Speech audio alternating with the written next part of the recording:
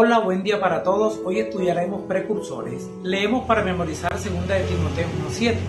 Porque no nos ha dado Dios espíritu de timidez, sino de poder, de amor y de dominio propio. En primer lugar, examinaremos el relato de Sadrán, Mesach y Abed-nego, que contiene alusiones evidentes en el capítulo 13 de Apocalipsis. Veremos luego la historia de los apóstoles y la experiencia de los primeros cristianos para comprender lo que nos queda aún por delante hasta el regreso de Cristo. Ambos ejemplos, el de los 3 jóvenes hebreos y el de la Iglesia Apostólica, ponen en relieve un valor extraordinario y contienen claves para disfrutar de paz espiritual aún en situaciones difíciles. Daniel 2 y el enfoque historicista de la profecía. La profecía que aparece en Daniel 2 es una de las más poderosas de toda la Escritura. Casi 6 siglos antes, el profeta expone la historia del mundo desde la época de Babilonia a través de Medo-Persia, Grecia y Roma, y hasta la fragmentación de esta en lo que son hoy las naciones europeas. De hecho, la profecía dijo de estas naciones europeas que se mezclarían por medio de casamientos, pero no se unirían el uno con el otro, así como el hierro no se mezcla con la arcilla. Esta predicción se ha cumplido asombrosamente, es decir, a pesar de todo tipo de alianzas matrimoniales entre estas naciones. Siguen divididas, por ejemplo, la monarquía británica se llama Casa de Windsor. Un nombre inglés, sin embargo, esa designación es relativamente reciente ya que data de 1917. Antes de eso, la familia se llamaba Casa de Saint-Cloud, un nombre claramente alemán. Pues muchos miembros de la realeza británica, al mezclarse por medio de casamientos, eran parientes consanguíneos de los alemanes. Sin embargo, esos lazos de sangre no bastaron para mantenerlos alejados de la guerra, ya que durante la Primera Guerra Mundial y en un intento de desvincularse de sus odiados enemigos, cambiaron su nombre por el de Casa de Windsor. Leamos Daniel capítulo 2, versículo 31. Tú, oh rey, veías y aquí una gran imagen, esta imagen que era muy grande y cuya gloria era muy sublime. Estaba en pie delante de ti y su aspecto era terrible. Y en los días de estos reyes, el Dios del cielo levantará un reino que no será jamás destruido, ni será el reino dejado a otro pueblo. Desmenuzará y consumirá a todos estos reinos, pero él permanecerá para siempre. Todas las profecías apocalípticas de Daniel siguen la base establecida en Daniel 2, es decir, la secuencia de un imperio mundial tras otro hasta que Dios establece un reino eterno. En otras palabras, esas profecías anunciaban una serie ininterrumpida de imperios desde la antigüedad hasta el fin de la historia, incluyendo nuestros días. Este enfoque o interpretación historicista de las profecías surge de los textos mismos y es crucial para comprender los acontecimientos de los últimos días, particularmente los descritos en Apocalipsis. La adoración de la imagen. La atención que Nabucodonosor presentó a Daniel y a su Dios en un principio, cuando estaba aún impresionado por lo que él se reveló, especialmente en Daniel 2, 46 al 48, no duró mucho. Daniel 3:5 dice que al oír el son de la bocina, de la flauta, el tamboril, del arpa, el salterio, de la zampolla y de todo instrumento de música, os postréis y adoréis a la estatua de oro que el rey Nabucodonosor ha levantado. Este rey subrayó el desafío del mensaje de Dios construyendo una estatua que estaba hecha sola de oro. ¿Cuál era el mensaje? Que Babilonia nunca caería y Nabucodonosor siempre sería rey. Quien quiera que se atreviera a desafiar esa idea sería ejecutado. Esto sirve como un poderoso recordatorio de que nuestro deseo humano de autodeterminación puede cegarnos a impedir que aceptemos la voluntad acerca de cómo se desarrolló el gran conflicto. Nabucodonosor manifiesta en algunos sentidos característicos de Lucifer, ya que era ambicioso, engreído y orgulloso porque se rebelaba abiertamente contra la autoridad de Dios. En otros aspectos, por supuesto, hay marcadas diferencias. Nabucodonosor aceptó finalmente al Dios verdadero, y es probable que lo encontremos en el reino que tanto desafió. En Daniel 3:16 y 18, he aquí nuestro Dios a quien servimos, puede librarnos del horno de fuego ardiendo, y de tu mano, oh rey, nos librará. Y si no sepas, oh rey, que no serviremos a tus dioses, ni tampoco adoraremos la estatua que has levantado.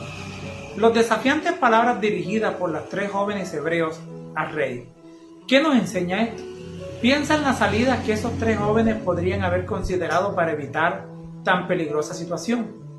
Pensaban obviamente que si aunque lo que dijeron mostraba que eran conscientes de que era muy probable que moriría, ¿cómo podemos evitar las racionalizaciones que comprometen nuestra fe? ¿Qué dice el siguiente texto acerca de una tentación similar? El que es fiel en lo muy poco, también en lo más será fiel. Y el que en lo muy poco es injusto, también en lo más será injusto.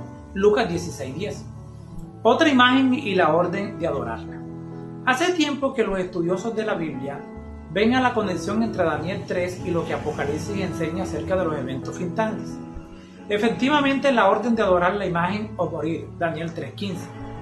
Refleja lo que el Apocalipsis enseña acerca de la orden de rendir culto a una imagen so pena de muerte. Se le permitió infundir aliento a la imagen de la primera bestia, para que la imagen pudiera hablar y dar muerte a todo el que adore a la imagen de la bestia. Apocalipsis 13:15. Apocalipsis 13:11 al 17. Y el pueblo de Dios está llamado a adorar al que hizo el cielo, la tierra, el mar y la fuente de las aguas. Apocalipsis 14:7. Es decir, al Creador, en contraposición con la bestia y su imagen. Los tres jóvenes hebreos se negaron ante una amenaza similar, a adorar otro que no fuera el Dios Creador. Por lo tanto, por diferentes que sean las circunstancias entre la orden de adorar la imagen en la llanura de Dura en oposición al Creador y lo que sucederá en todo el mundo con el llamado a rendir culto a la imagen de la bestia y no al Creador, el principio es el mismo. Romanos 1:18 dice: porque la ira de Dios se revela desde el cielo contra toda impiedad e injusticia de los hombres, que detienen con injusticia la verdad. Y Apocalipsis 14:9 y 10 dice acerca de la ira de Dios: en vista de ello, adorar no significa única o necesariamente inclinarse ante una imagen y ofrecerle incienso. Adoramos aquello a lo que en última instancia somos leales. Cuando consideramos quién es nuestro Dios Creador y lo que ha hecho por nosotros a redimirnos por medio de Jesús, nos damos cuenta de que Él es el único que merece ser adorado. Todo lo demás es idolatría. Tal vez esto ayuda a comprender las severas palabras de Jesús: el que no es conmigo está contra mí, y el que conmigo no recoge desparrama. Mateo 12:30. Los acontecimientos finales van a ser simplemente una manifestación dramática de esta verdad: la persecución a la iglesia primitiva. Tanto el Antiguo Testamento como el Nuevo Testamento contienen ejemplos de precursores de los acontecimientos finales. La vida no fue más fácil para los cristianos del primer siglo.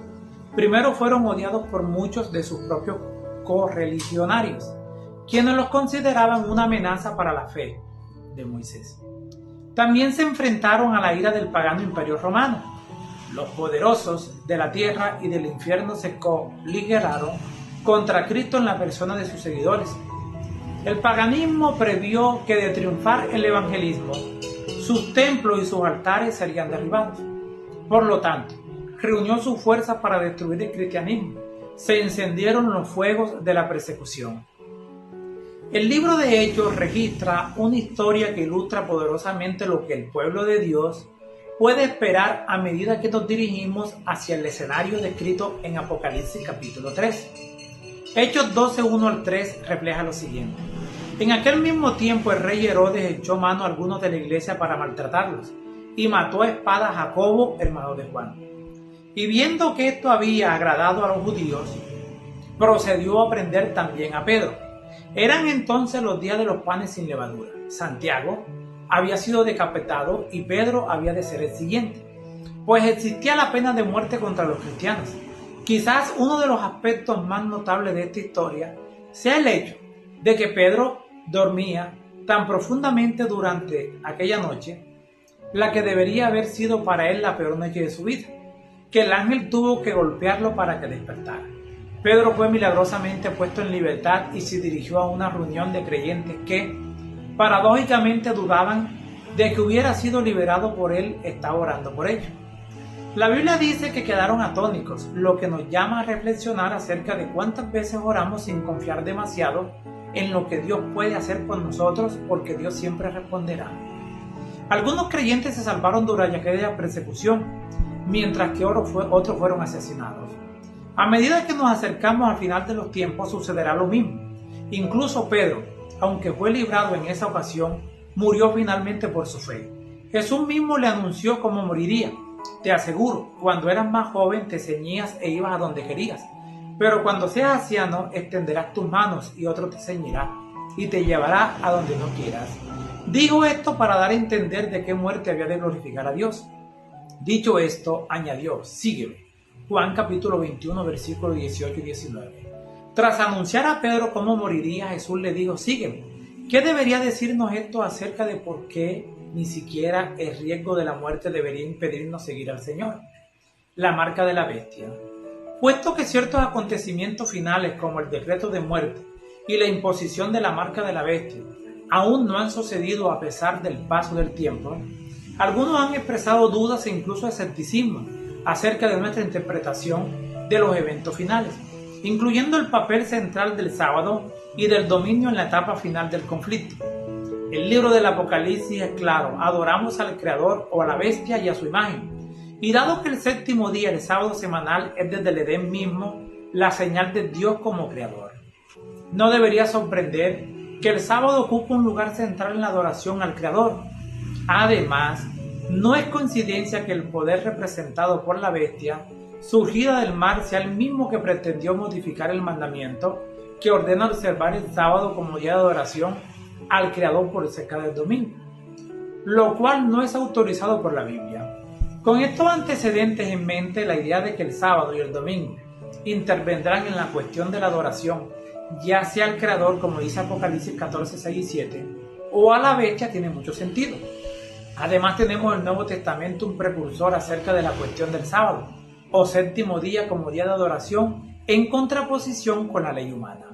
Mateo 12, 9 al 12 dice, y he aquí había allí uno que tenía seca la mano, y preguntaron a Jesús para poder acusarlo, ¿es lícito sanar en el día de reposo? Él les dijo, ¿qué hombre habrá de vosotros que tenga una abeja, y si ésta cayera en un hoyo en día de reposo, no la echa a mano y la levanta? Pues cuánto más vale un hombre que una oveja. Por consiguiente, es lícito hacer el bien en los días de reposo. Pero los fariseos salieron y conspiraron contra Jesús para matarlo. Matar a alguien a causa del sábado. En Juan 5, 1 al 16, después de otra curación milagrosa realizada en el séptimo día, los líderes perseguían a Jesús y procuraban matarlo. ¿Por qué hacía estas cosas en sábado? Muerte a causa de la tradición humana. Nada en la Biblia prohibía curar a alguien en sábado, así como nada en la Biblia ha puesto el domingo en lugar del sábado. El día de reposo bíblico es el sábado, séptimo día de la semana. Aunque la cuestión específica ya descrita no es la misma que en los acontecimientos finales, se parece bastante. La ley humana en oposición a la de Dios. En ambos casos, la ley cuestionada tiene que ver con el sábado bíblico, morir a causa de uno de los mandamientos de Dios. ¿Cómo podría alguien racionalizar la situación para procurar una escapatoria? Dios nos librará de los poderes demoníacos por medio de sus santos ángeles. Solo confía en Jehová. Les habló Flavio Martínez, que la paz de Dios les acompañe en este día.